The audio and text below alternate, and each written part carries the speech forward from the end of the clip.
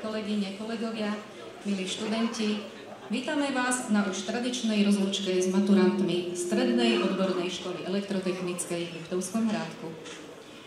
Je to už tretia rozlúčka v takomto slávnostnom formáte a kým na tej prvej bolo treba maturantov naháňať, aby spravili nejaký ten krátky program, dnes bolo treba s nimi bojovať, aby ten program nerobili až taký dlhý, lebo predsa len hladní budeme a aj víkend sa blíži. Dnes toto bude hlavne o ďakovaní, o lúčení sa a oceňovaní. Kým ale prídu na rad naši maturanti, chceme poďakovať najskôr niekomu inému. Prosím, aby na javisko prišli naši milí a vzácni hostia, primátor mesta pán Branislav Treger, za firmu Eltek pán Štefan Kuric a riaditeľ našej školy pán Milan Daniš. Treba poďakovať vám za to, že ste si odrobili, ja to vždy tak hovorím ako učiteľ, za tými lavicami svoju robotu. Chcem poďakovať pedagogickým zamestnancom a nepedagogickým za to, že vás naučili komunikovať v cudzom jazyku, rátať integrály a podobne. Chcem poďakovať vašim rodičom, alebo poďakujte sa im domov, keď prídete, pretože oni vám vytvorili podmienky na to, aby ste študovať mohli. A treba poďakovať aj ľuďom, ktorí možno boli trošku v úzadí, ale veľkou mierou prispeli k tomu, aby ste sa rozvíjali a jedného takého tu nám máme, ale o tom už bude hovoriť pán riaditeľ. Želám vám všetko dobré. Stredná odborná škola elektrotechnická v Liptovskom Hrádku udeluje ďakovnú plaketu inžinierovi Štefanovi Kuricovi, generálnemu riaditeľovi firmy Eltek v Liptovskom Hrádku za mimoriadny prínos pre rozvoj školy. Ešte raz vám ďakujem a ja verím, že Eltek, pokiaľ bude v Liptovskom Hrádku, bude stále generálnym partnerom a bude vás podporovať naďalej. Ďakujem pekne. Čo ti bude na tejto škole chýbať? Jednoznačne spolužiaci, boli sme výborný kolektív. Tak určite spolužiaci a učitelia. Moji žiaci. Možno športovou terminológiou by som povedala, že ste sa dostali do posledného kola tejto vašej etapy, tejto súťaže. Možno to posledné, čo vás čaká, je streľba. Ak trafíte do čierneho, dostanete sa naozaj do tej cieľovej rovinky a už potom vás čaká len cieľ. Možno niektorí z vás budú musieť ešte prekonať jedno trestné kolo. Tak, prajem, aby to trestné kolo ste veľmi rýchlo zvládli a úspešne a aby ste sa naozaj všetci dostali do cieľa. To najdôležitejšie, ktoré vám chcem zapriať, je samozrejme zdravie. Potom nech máte šťastie, je len pri výbere otázky, ale v celom vašom budúcom živote.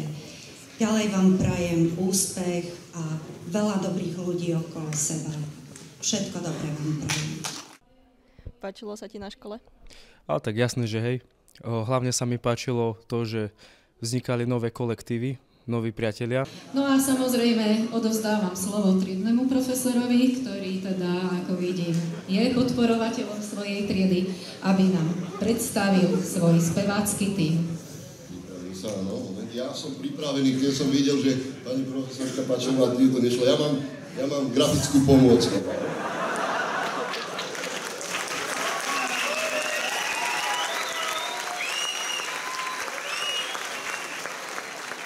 Ja mám problém, ja tam mám dvojčatá, viete, ja to nepoznám. Ja volím im som si urobil toto a stejne ich nepoznám. Takže ideme postupne, oni sa vám postupne výjdu tým pekným tanečným krokom.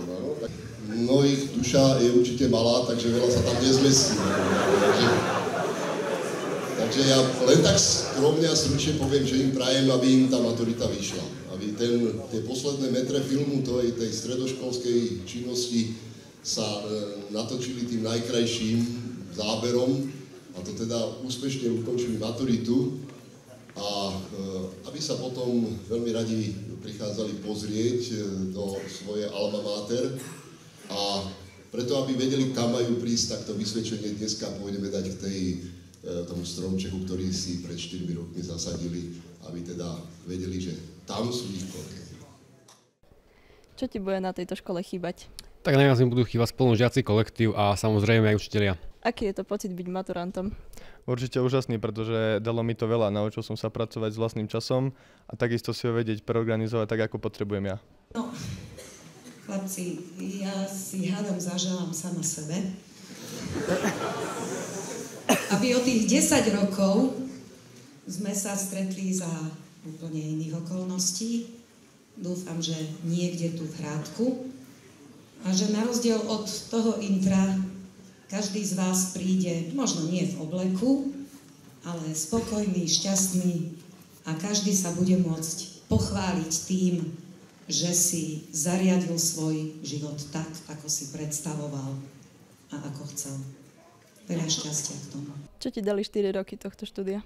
4 roky tohto štúdia na tejto škole mi dalo veľmi veľa do života, či už je to zo vzdelania, alebo veľa nových kamarátov a mnoho ďalších vecí. Čo ti bude chýbať na tejto škole? Tak jednoznačne moji spolužiaci, pretože sme spolu veľa zažili, či už veľa dobrého, samozrejme, veľa vtipného a pár učiteľov určite tiež. A ja si pomôžem takým, niekde som videl taký citát, čo to je šťastie. Šťastie, to je také príznačné pre dnešnú dobu, že keď sa stretne príležitosť s pripravenosťou. Čiže ja by som vám želal, aby ste to šťastie, tí, ktorí ste sa rozhodli ísť na vysokú školu, aby ste dobre naštartovali tú vysokú školu. Viete, že tie prvé ročníky sú veľmi náročné na matematiku. Tí, ktorí ste sa rozhodli ísť nejak do praxe, aby ste získali veľmi dobré zamestnanie, dobre platené a to, čo vás bude baviť. Áno. A samozrejme na záver teda aj zdravie, aby ste úspešne zvládli maturitné skúšky. Ďakujem. Čo ti bude na tejto škole chýbať? Najviac mi bude chýbať asi prax a spolužiaci. Práve sa pre vás končí ďalšia etapa vášho života. Pre mnohých sú to posledné chvíle v školských laviciach a vstupujete do sveta dospelých.